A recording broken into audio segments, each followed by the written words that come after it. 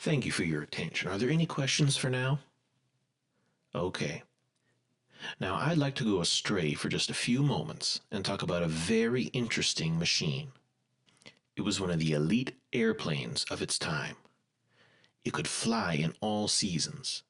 It defeated airplanes much faster and much better armed than itself. It took advantage of its stealth technology, and it gained a reputation as a plane extremely difficult to shoot down. Let's hit the lights. So, what do you think? Was it this? No, not this one. Not this. No, not this either. What? No, not one of these weird Nazi fantasy planes. I'll give you a clue, though. It's nearly 100 years old. Give up? Okay. Here it is. That's right. This is the Polikarpov Po-2, a plane designed as a trainer, which took its first flight in 1927. It doesn't look like much, and it wasn't much, really. However, this mostly wood and fabric biplane, 98 years old, carved out a remarkable career for itself.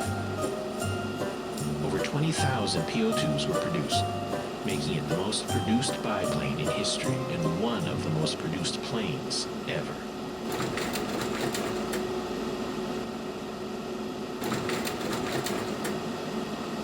The Po-2 was the brainchild of this Russian aeronautical engineer,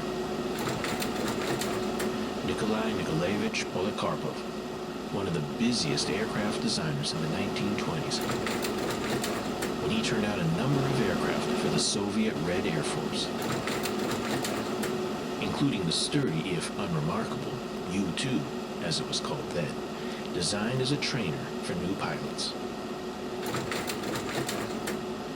A few years later, in the 1930s, life in the Soviet Union became more unpredictable and dangerous, even in the aircraft industry. Polikarpov was expected to turn out successful new designs more quickly than was possible, let alone safe. When he failed to meet his production targets, he was arrested and sentenced to death. Unlike many other Soviet citizens, Polikarpov was viewed as more valuable alive than dead. He was transferred to a top-secret research center, where, still as a prisoner, he began work on the next generation of Soviet military airplanes.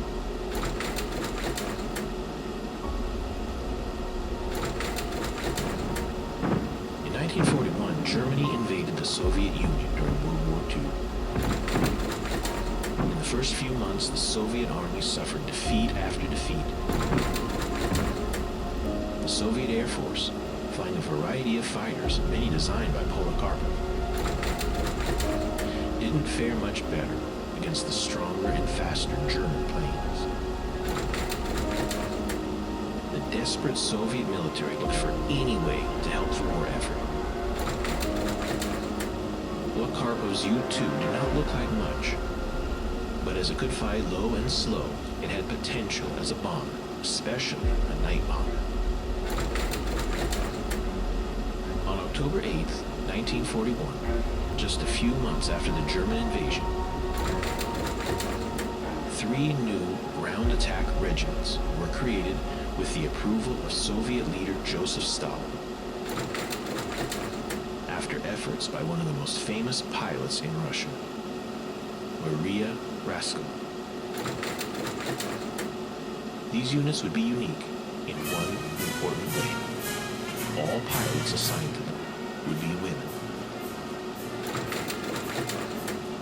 For the next 4 years, from the Caucasus to Poland, the U-2s flown by the 588th Regiment, under the command of Yevdokia Dorshinskaya, completed over 20,000 missions. One pilot, Irina Sabrova, flew 1,008 missions, more than any female pilot, and more than any British or American pilot during the entire war. Most missions of the 588th followed a similar pattern. Upon approach to a target, the pilot would idle the engine, and the biplanes would glide over the target, drop their bombs, power up, and then return to base. The U-2 even got a new name. It was renamed the Po-2 after its designer, as it was no longer used primarily as a trainer. Now I know what you're thinking. It was just a slow, rickety old biplane, so why not just shoot it out of the sky? Once again, what appeared to be a weakness turned out to be a strength. Let me explain. The U-2, or the Po-2 as we will now call it, had a maximum speed of only about 95 miles per hour, which was slow.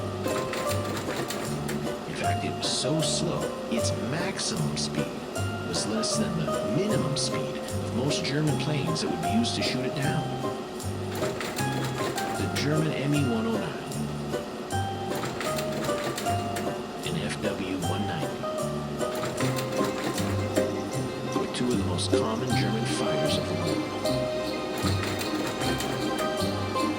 Each had a maximum speed of over 400 miles per hour, but a stall speed of well over 100 miles per hour. That means that German fighters could not move slow enough to engage this old biplane in most situations. While the 588th did cause material damage, the missions were mostly psychological. The sudden arrival of the bombers disrupted sleep, and even on peaceful nights, the fear of their arrival was always present. The Germans even called them night witches, as their near silent approach was like the arrival of witches on New Year's. The 588th was disbanded in 1945 after the end of World War II. 32 female pilots from the unit had died.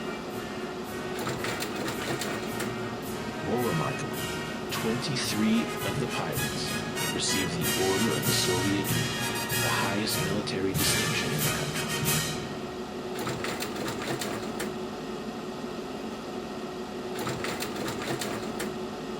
Now, if you can believe it, the Po-2 made its appearance in another war just a few years later, as South Korea and its allies, including the United States, fought a vicious war against North Korea and its allies, the Soviet Union and China. During the Korean War, Po-2s were shipped to North Korea by their communist supporters in the Soviet Union. Raids destroyed numerous modern American fighters on the ground, including the latest jet fighters. In 1953, a Po-2, this old biplane, defeated a jet fighter when an American F-84 slowed down, just like the German fighters in World War II, in an attempt to engage before stalling and crashing. A few weeks later, another successful Po-2 raid killed 2 Americans. Despite efforts to get better night fighters and better radar, nothing seemed to work against the Po-2.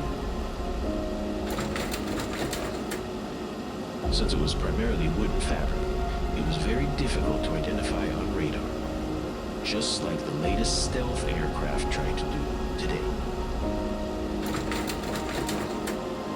The success of the Po-2 couldn't last forever. In Korea, American forces focused on destroying aircraft on the ground, specifically the night raiders. In fact, the 2 Americans killed in 1953 were the last killed in an enemy air attack. Despite the range of successes of the Po-2 against Germans in World War II and Americans in Korea, the aircraft's designer didn't enjoy much of the glory.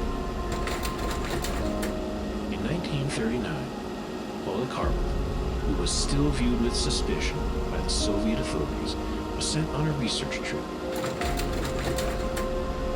While absent, his designers were reassigned and his aircraft plans seized and provided to other designers. He continued work to support the war effort until he died of cancer in 1944. The Po-2 had a career unlike any other aircraft in history. Whew! I hope that more old technology finds new uses. That's why my overhead projector is still on the shelf over there. Anyway, please check out some of our other videos too. Subscribe, and I hope to see you next class.